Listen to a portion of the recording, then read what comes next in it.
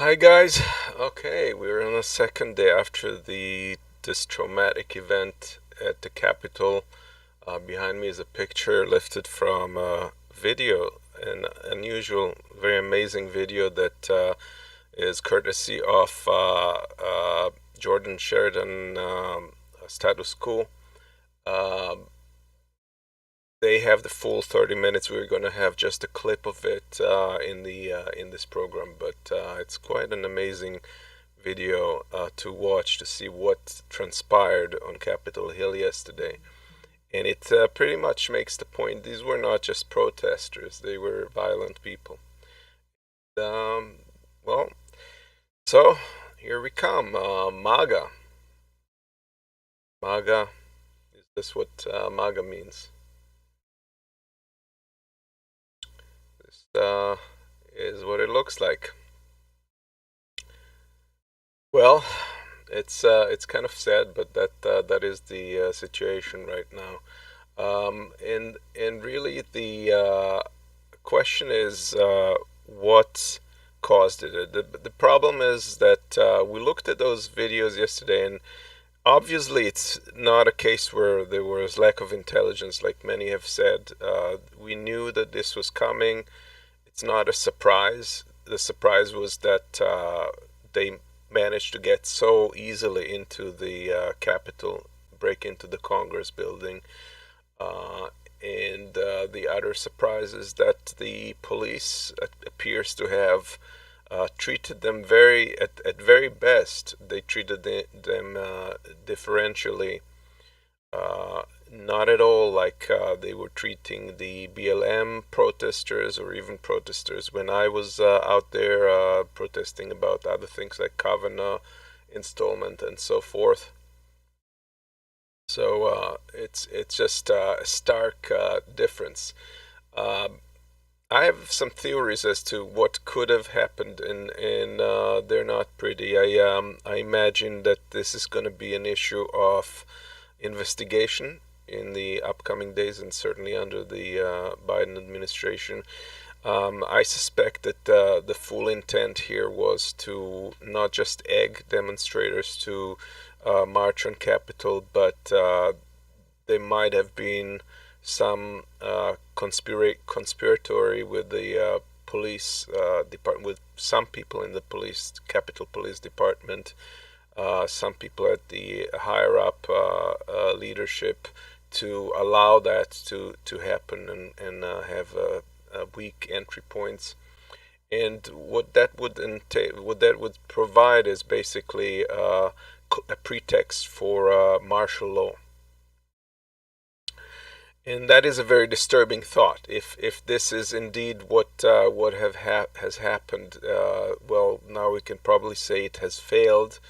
But more than that, it is just an astounding thought that's something that could happen in our country, and that it could have come that close to fruition. So what about people's responsibility?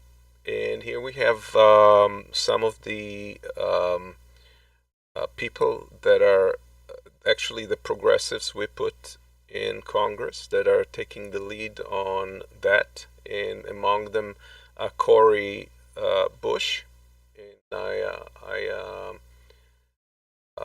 believe that she's one of actually four progressives that got on the investigations committee, which is going to have a role in terms of looking at Congress people's corruptions, and among them, obviously, the whole aspect of their complete complicitness in the incitement leading to this violence, terrorism, and she has already launched a bill that's calling to try and expel these people from Congress.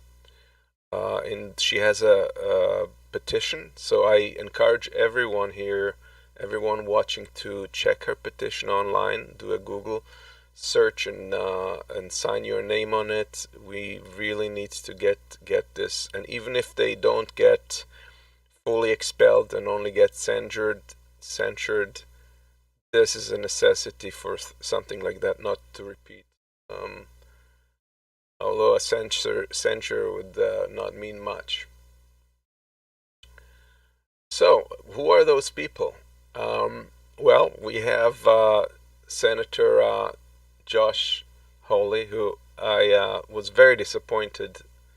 I was kind of like impressed by him when he fought alongside of Bernie Sanders to get $2,000 checks out, and he seemed to be sincere in that struggle. But now it appears he apparently has aspirations to run for presidency in 4 years, and this seems to be just the way he's positioning himself as a populist, uh, rebranding himself as a continuation to Trump. He's been very much in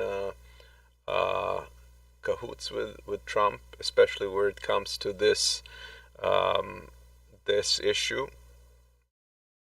And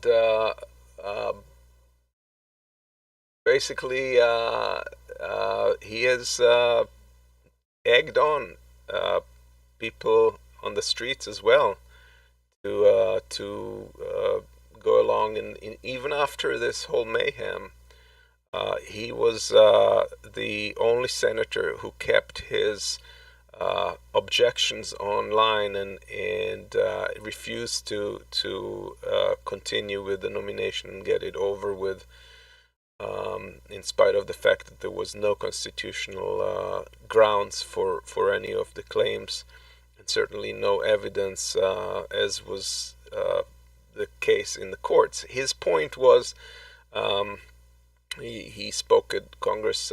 His point was that he was doing the right thing because he was debating the things in a peaceful manner as opposed to a forceful way, and this needed to be addressed.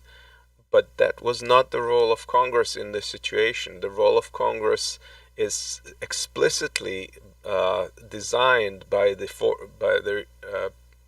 formers of this country to be separate. So all of these appeals and everything were supposed to be handled by the court system, by the judicial branch, and not be subject to Congress and its representatives and politicized. And he has he probably knows that, and he has, in spite of that, pushed this. And shame on him. I hope this interferes with his aspirations, because that's wholly unacceptable. There were others, among them Ted Cruz, and he has as well been on the forefront of this call. And here's a little video of him talking to in the Trump election fraud rally to the protesters. Each of you look around, the men and women that are gathered here, you are patriots, just like the patriots gathered at Bunker Hill, just like the patriots gathered at Valley Forge, just like the patriots who forged this nation. The men and women gathered here and across the state of Georgia are fighting for the United States of America. Yep. So he's comparing the standoff to armed standoffs in the history of the U.S., and that is clearly an incitement, in my view, and probably in your view as well. There's no question left here as to what his implications are. And then he goes into Congress, and he pretends, into Senate, and he pretends that he's supposedly all moderate and condemning the violence, but nevertheless, he has been part of the problem, not the solution. He's one of the senators that also put his name to the objections for Arizona, where they had to like go out and debate the objections. That's when hell broke loose.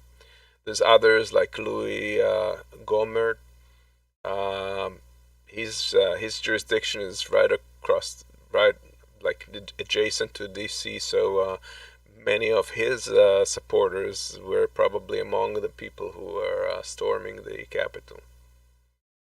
And then, of course, there is Trump Giuliani, Trump's henchman. Let's look at what he had to say. So let's have trial by combat. You hear that? Trial by combat. What do you think he meant by that?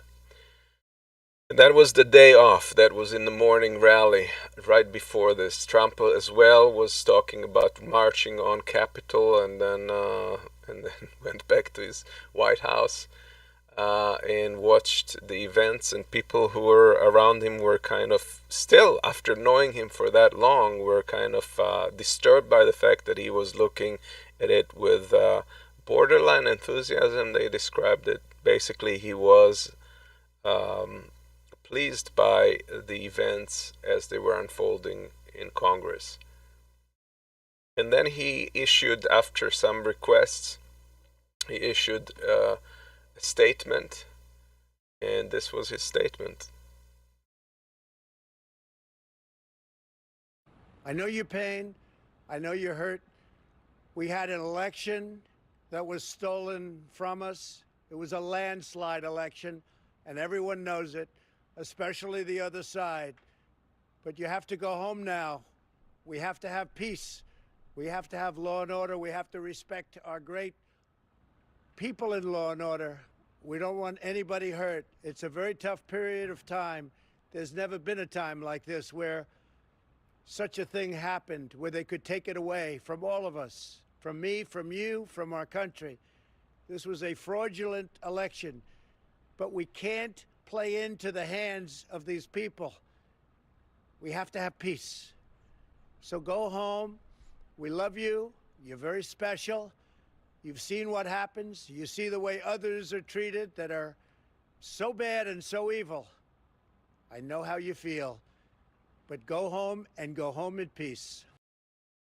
The message here was clearly coddling the rioters, coddling these terrorists, not uh, passing any criticism whatsoever on what they've done.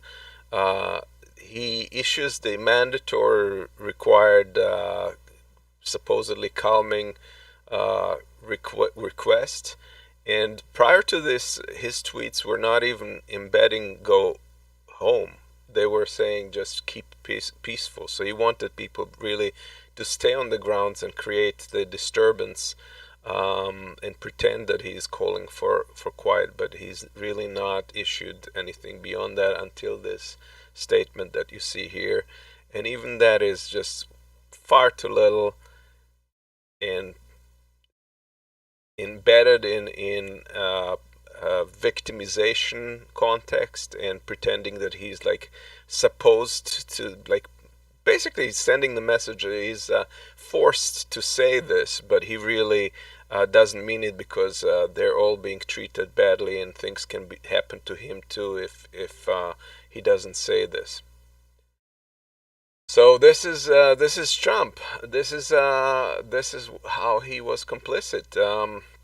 But he keeps promising, promoting his false accusations of the fraud, election fraud, and I have to disagree here with my brethren at Roar Media and maybe in the Convo Couch.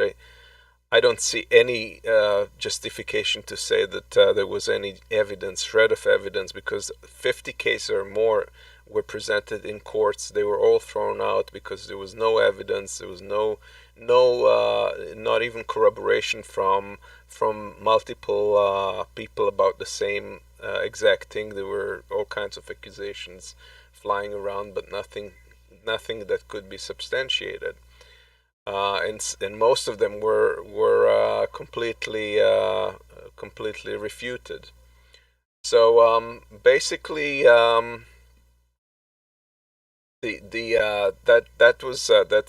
that's a number one thing. They He failed to condemn the rioters as domestic terrorists. He attempted to deny National Guard from reinforcing the capital. Basically, the timeline as it appears now, from what has happened, is the mayor of D.C. felt inadequate to respond to this. Now, keep in mind the Capitol Police is separate from the mayor. Their police department was not asked to provide defense. It was just left for the Capitol Police, and they cannot step in unless they're onto the grounds, unless they're requested to do so federally. So they then requested the the National Guard to step in. That has to be approved by the president. The president denied that request and issued an order to his newly appointed person at the Pentagon that we were all warning about, that would be an issue, that he would have a loyalist in the Pentagon. He issued him an order not to dispatch the National Guard. And then Pence, in opposition to his, I mean, he doesn't have really authority to do so, but he's nevertheless stepped in and called the National Guard in.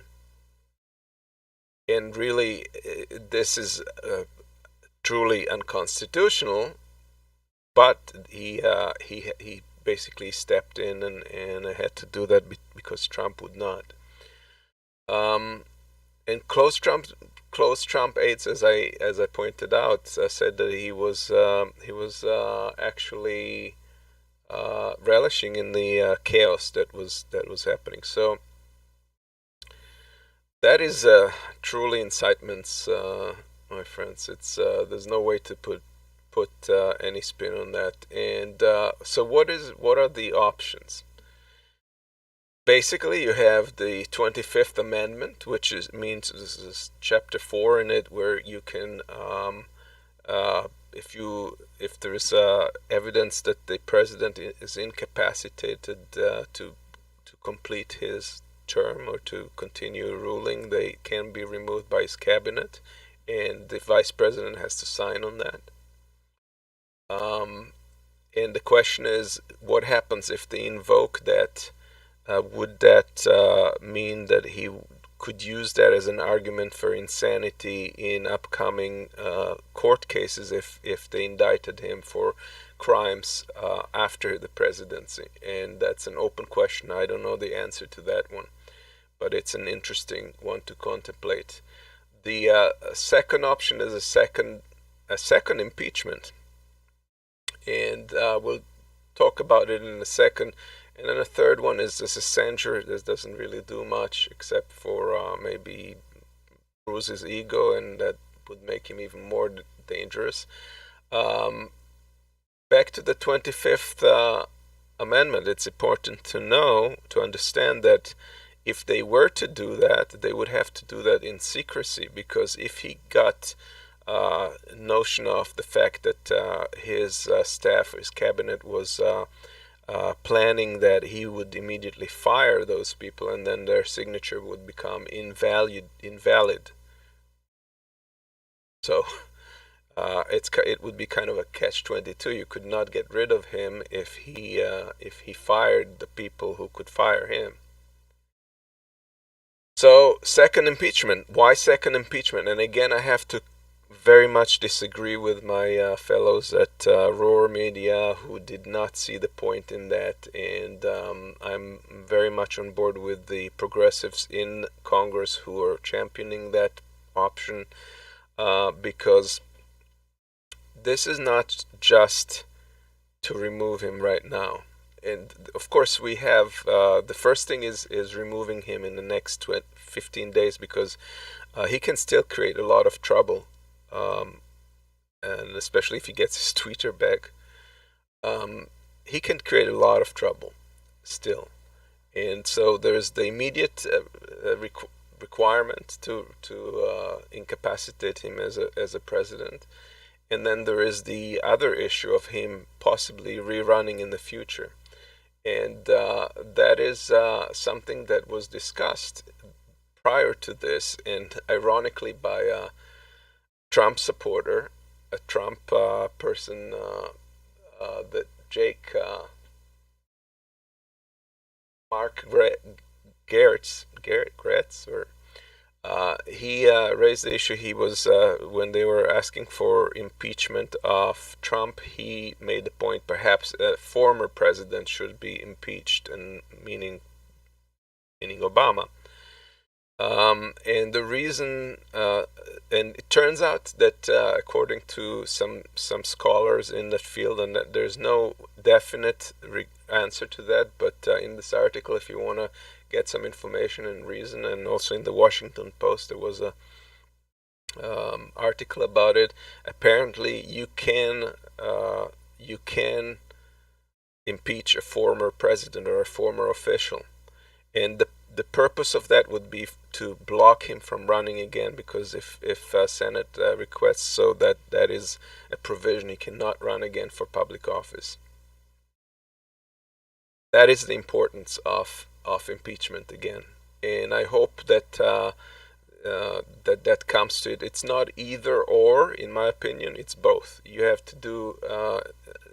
You could do the 25th Amendment, and at the same time start impeachment, and that can be even after the fact, after he leaves office. But it is required, because this guy may come again to wreak havoc in our democracy. So now, what could happen?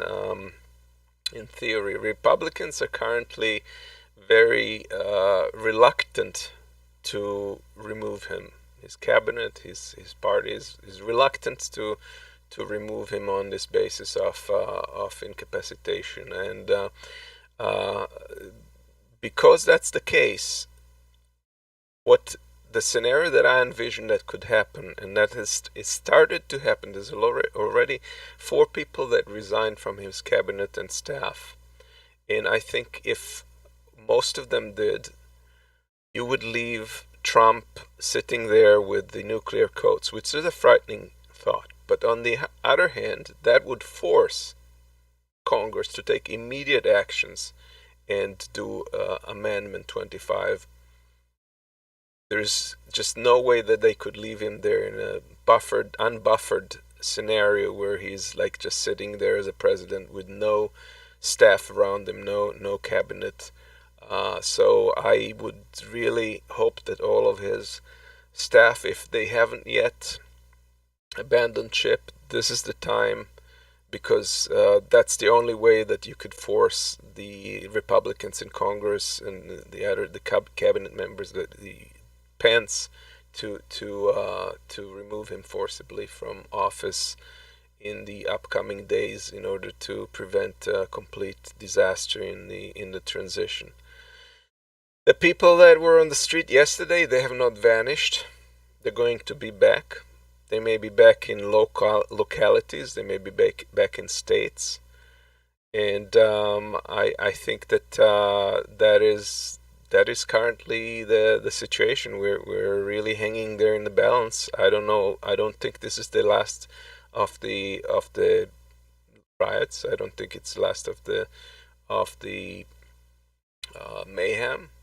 There's a lot of people that are still completely convinced that there's been a large-scale fraud, and nothing that you could do would convince them. And this is something that Senator Romney has actually said. He said nothing that we do that is against the argument of doing these inquiries or revision of the elections in order to appease people that do not believe that it's true. Nothing will make them believe that Biden was elected lawfully. And so, really, the only way is to tell them the truth, meaning that Biden was elected lawfully. And more Republicans are willing to step and admit that, but there's still far too many in Congress that are still pretending, and history will judge them on it. I think Josh Hawley has kind of sealed his presidential aspirations with his behavior, and I hope that's gonna affect other politicians as well. Let's see what you guys. Yeah, criminal charges will definitely be coming, even if you're just talking about the ones locally thrown on Trump by the New York district, Oswissel. That's coming. So that's something he can't pardon himself. And I think the window for himself pardoning himself is passed. If he attempts to do that, I don't think they will let him. But we're in uncharted water, as you can tell. This has never happened. We've never had such a crisis, such a deep crisis on many levels. Yeah, and we do have to protect our civil rights. There's concern that this is going to give government some window to crack down on civil liberties, to as an excuse for defending things. But we have to be very cautious not to for them not to over reach with that. That's very tricky because certainly there is a concern on both ends that this is these loopholes, these problems that leave people the opportunity to create such mayhem could really bring us down. And on the other hand, we want to keep our liberties. So yeah, Gene, that's very right. Yeah, I hope that we as progressives can come together and help the people in Congress to push hard on these things and not go for some bullshit reconciliation crap or whatever they want to call it, to like calm the waters or whatever. Because if we don't crack down on this very seriously and basically take these people that were responsible and recognized, take them to court and have them pay the price, then we're going to see this happen again very soon. Um, and that's a major concern. Um, yeah, well, we don't know what's going to happen, but I think that the rest of the world has kind of with this unfortunately written off the US as a superpower. I think sadly the Chinese progress as the latest trade war that Trump has so unwittingly waged and unsuccessfully waged by going in all directions, fighting all our allies at the same time. Gave China a boost instead of a break, instead of a problem, and now they're projected to pass the U.S. economy by 2028, according to economists. 8 years, no, less than 8 years, 7 years. In 7 years, the U.S. May not be the largest economy unless some things change, and people around the world are no longer looking at the U.S. as a steady world power, as a global player. It's sad. This is America great again. So, all right, just this was a quick update because of all the events that are going on. I hope you join me and Marcus on the weekend. We're going to have further discussion. I'm looking forward to it. Marcus, um, hope we start working on the slides. We have a lot of work to do. And I hope you guys are going to join us. Please share this video if you think there are valid points in it. And thanks for supporting us. All right. Bye, guys.